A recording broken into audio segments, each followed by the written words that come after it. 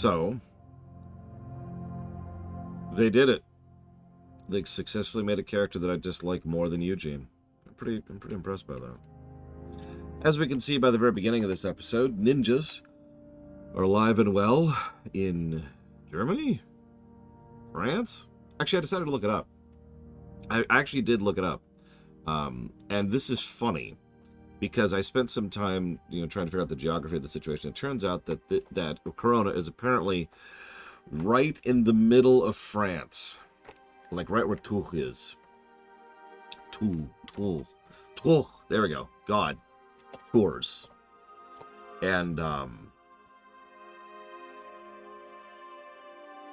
if you're probably thinking, hang on, how does that make sense? They have like a giant sea or ocean which they're sitting on.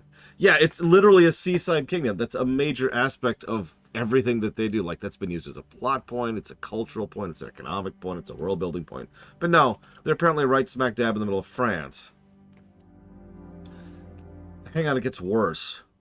Because there are 6 nearby kingdoms, right? I wrote down their names. Nasurdnia, Beangor, Galcrest, Ingvar, Koto, and Pittsford. And that's the 7 kingdoms. Okay, that makes perfect sense.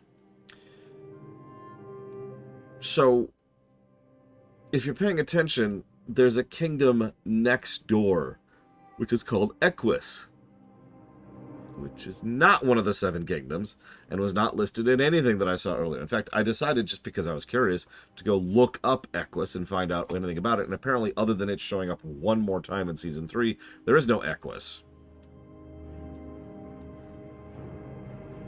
And all of this just points back to something, and I really don't want to go far down this, but you know how I keep talking about writer factor in the last couple of weeks? Well, I'm starting to think that this show has a really low writer factor. That this is the kind of situation where I really shouldn't actually be paying too much attention to details because they're probably just goofs or things that people didn't think about. That's where we're at. Moving on. So, Eugene, speaking of not thinking about things, is right back to being a dick. Wow, we've managed a grand total of 2 episodes where he's not an asshole. That's actually really impressive. I love how weirdly awkward this whole thing is, too. Like, I don't like using the word cringe, but it 100% applies in this case. There's even a line I wrote down where he's like, I've got it.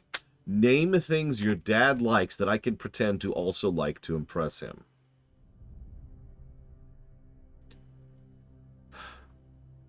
This is when we find out about Equus, the kingdom next door, and I couldn't possibly imagine any intelligent person finding this funny, which cuts to Eugene giggling. And then it turns out, try to be shocked here.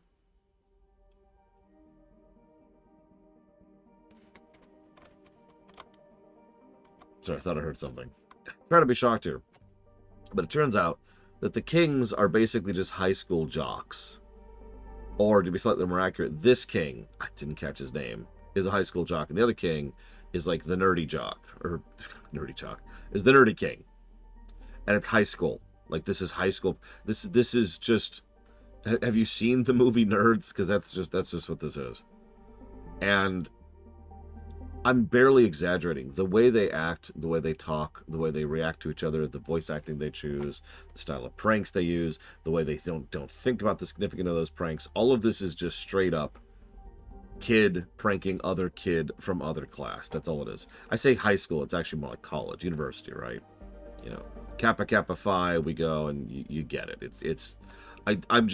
I'm struggling to even explain how much I don't give a crap.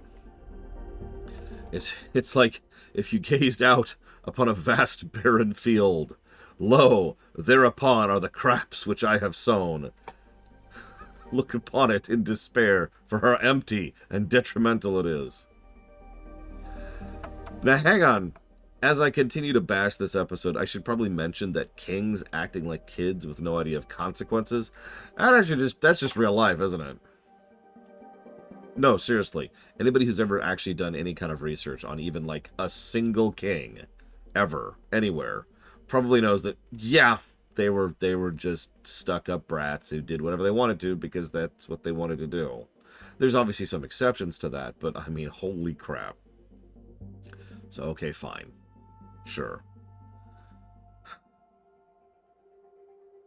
So only one man has ever infiltrated their defenses. It cut to Eugene. And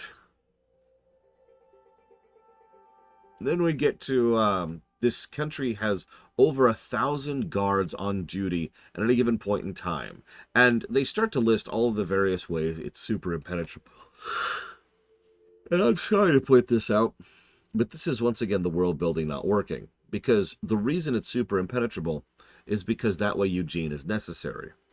It is because plot.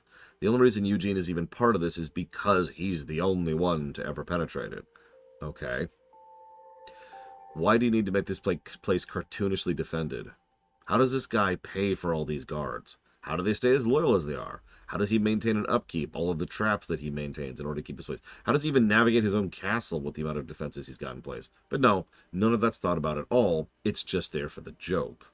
And yeah, despite his super amazing defenses, Eugene and King, I still didn't catch his name, really don't have a particularly hard time of infiltrating this place. More than once. Yeah, exactly, Mr. Ed. It's just... okay. Then we get to the king, who insists on coming along, which is terrible on literally every level.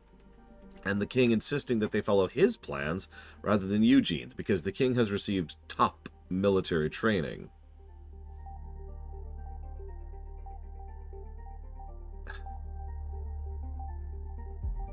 And all of this is like the bumbling humor. I'm sorry if I'm coming down so hard on this episode, but it's leaning onto the humor side of things, and I don't find it funny.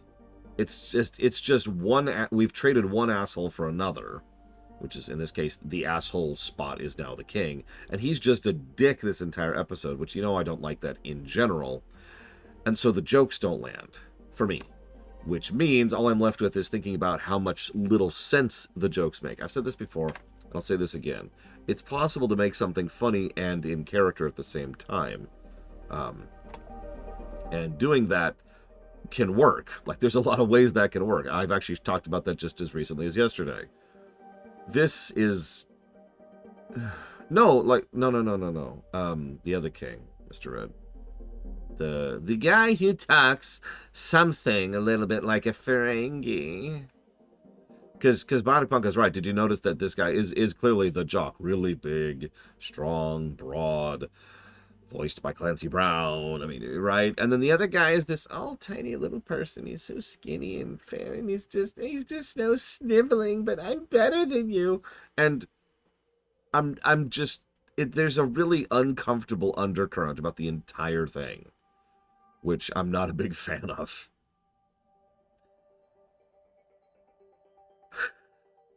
So, okay, sure, whatever. I'm just gonna run through this a little bit. Is that okay? Is that okay? So, all right, they fumble and fail and bumble their way to failure. And by failure, I mean success. In fact, the only reason they actually eventually fail is because the seal itself was making too much noise. Even though the seal apparently wanted to leave and therefore should probably have actually been fine with getting kidnapped. So I don't know where that's coming from. But, I mean, consistency within its own episode is not something I expect of this show.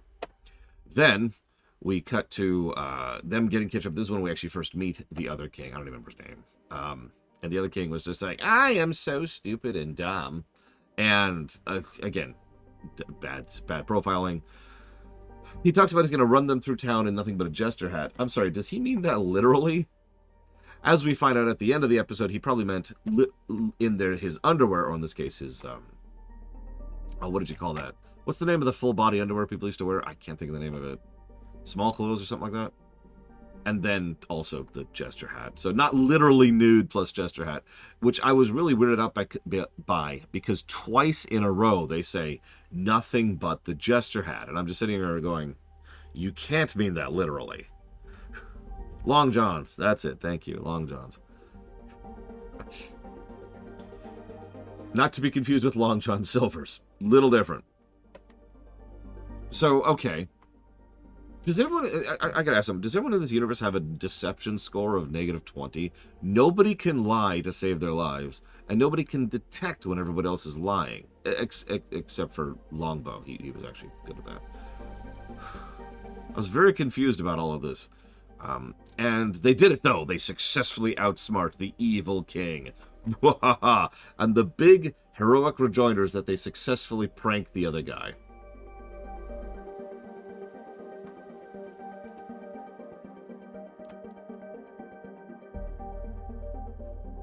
Okay. Meanwhile, the entire, good morning, Ross. The entire B-plot is actually kind of better. Rapunzel is learning what pranking is by doing the unexpected. Pascal is going to be so rested, he'll have no idea. Or, I polished all your weapons before you could. Or, you thought you were going to get one apple, but instead you got a whole bunch of apples. I'm okay with this. Like, actually, legitimately. First of all, this is very Rapunzel. Second of all, I prefer the idea of Rapunzeled, being Rapunzeled over being pranked. Some of you who know me know I hate pranks. This is actually one of the biggest things that I brought up as a negative over an MLP. Because there were several episodes where, in fact, I think there's two major episodes of MLP which focus on pranking. And I'm not a huge fan of either of them, with one notable exception. Yeah, 28 pranks later. Yeah, there's one scene in that episode I really, really like, which salvaged the episode, but otherwise screw that episode, right? And I'm not a big fan of pranks. I'm just not. I would much rather have Rapunzels than pranks, if we could just kind of switch that around. And so I'm kind of with this. I'm kind of with the direction they're taking this. Except at the end of the episode, we have to show that she did successfully learn to actually prank someone. And that's how it ends. I have so little to say, but this whole episode is just half-baked.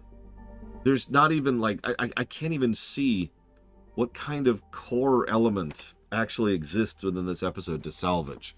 Like, the core plot element, the thematic significance of it, is pranking.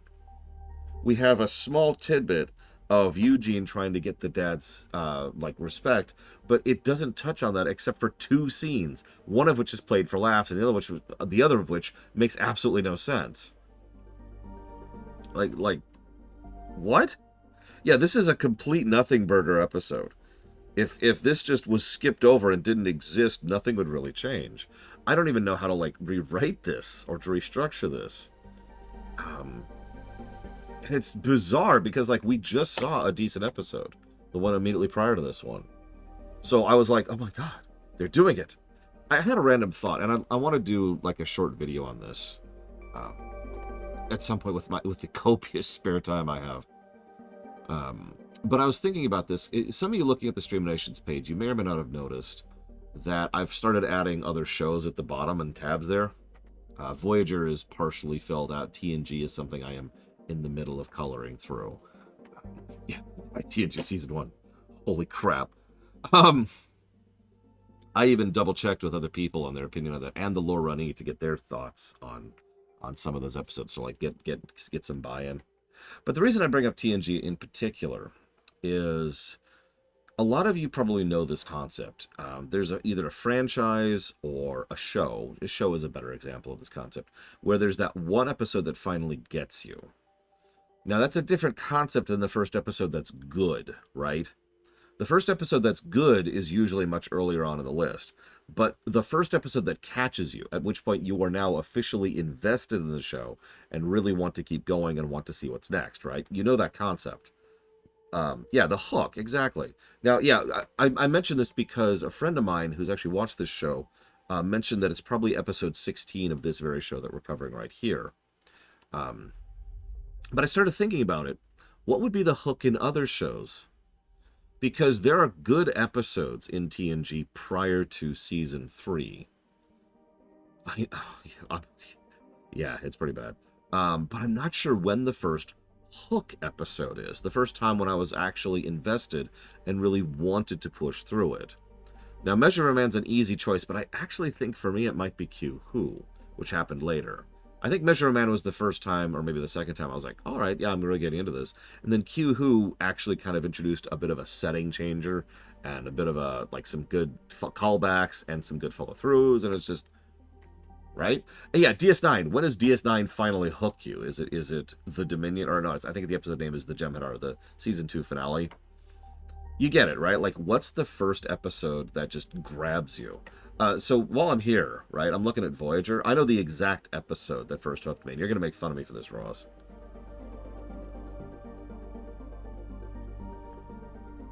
Because it was actually Scorpion. Oh, don't mistake me. I was watching Voyager pretty consistently, but, like, it was just kind of that thing I did with my mom. There were specific episodes I enjoyed, and I think that list follows through on that. We have several reds prior to Scorpion. But then Scorpion hit and made me go, finally. Because it was the first time that they were actually using the Delta Quadrant as the Delta Quadrant, the Borg, and following through on the Borg. Now, obviously, my opinions on Scorpion have changed over the years. Actually gone down a little bit, if I'm being completely honest with you. But it's, even having just gone through it very, very recently, as you can see, we're in the middle of season 4 right now, the lower one. Scorpion still nails it. Scorpion Part 1 still nails it pretty hard. So yeah, no, that's the official moment, I think, that Voyager hooked me, that I really wanted to keep watching through. And yeah, like DS9, it's pretty far in. Enterprise is season 4. TOS, I'm not sure about. I'd have to think about that. But yeah, let's look at the shows we just covered. So Andor, first episode. Very first episode hooked me in Andor. Now, I hate to bear the lead on this, but I actually had a friend of mine who has just started up Andor this week on my recommendation, and they thought the first 3 episodes were really, really boring.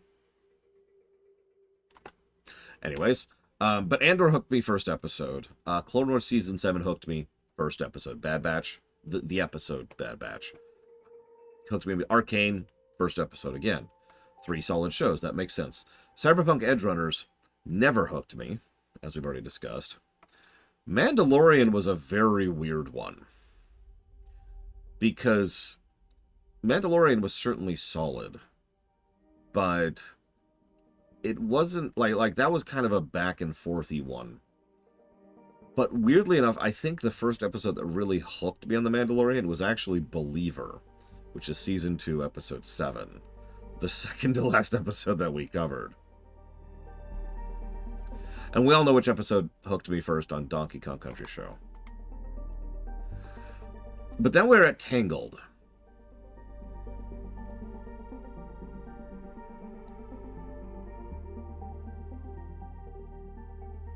So anyways, what are we thinking for color for this? Because this is kind of it's a vapid episode. It's just such a nothing burger. And I don't really have anything else to add to it.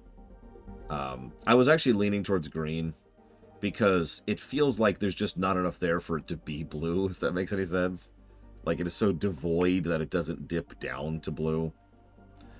And I see that the crowd apparently agrees with me on this. So we'll go ahead and color this one green, which puts us up to 4 greens now. Yeah, it's kind of teal, you know. I should also mention one other thing, just to head this off, because I get this accusation every now and again. Every now and again, someone accuses me of only disliking something because I'm, not feeling well, and I do not feel well right now.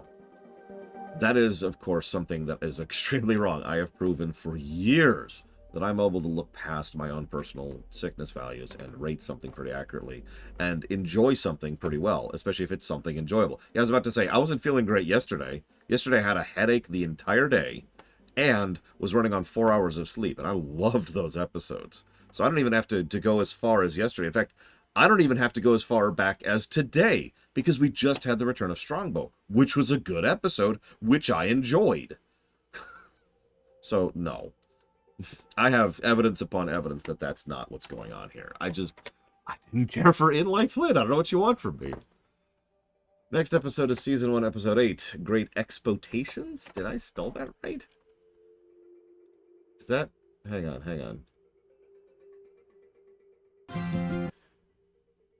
Yeah, okay, Great Exploitations. That is apparently the name of the episode. Sure. Yeah, no, I gave Bloodborne a fair shake, and I can't stand anything about Bloodborne. Hell, Bloodborne is actually a really good game, and I'm more than willing to say that, despite the fact that I couldn't stand it. And now we're copy wrong. Yeah! Yeah, what's up, Russ? I mean, of course I have bias, right? I always have bias. But I try very, very hard to push against bias. Thank you for reminding me, Warp Core. I should stay hydrated right now. This headache.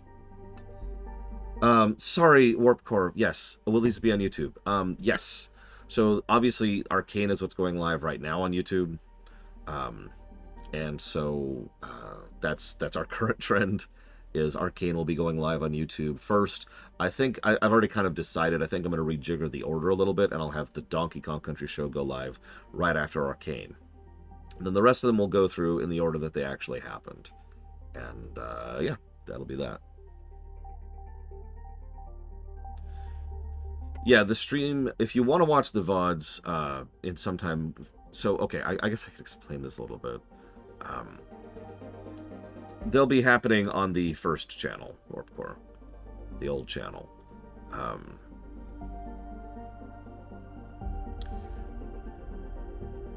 Do I think Eugene was as bad in this episode as the previous few? No. He wasn't, like, I'm sorry, what was that, which was it? Cassandra versus Eugene. He was Cartman there. I stand by what I said. He was so bad, I was actually weirded out about how bad he was there. But he has also been bad since What the Hair. Like, he has been weirdly assholic the entire time. In the previous episode, he was fine. In Return of Strongbow. He still wasn't great. He wasn't a character I liked, but he dipped up substantially from absolutely hate him being on the screen. In this episode, he started off being terrible, and then, like, it was like he handed off the asshole ball over to the king, who just sort of took it and ran with it, and all of a sudden he became the straight man to the moron. Shrug? This is kind of a weird thing, but the direct answer to your question is no, he was not as bad in these two episodes. I am going to chop off the local recording.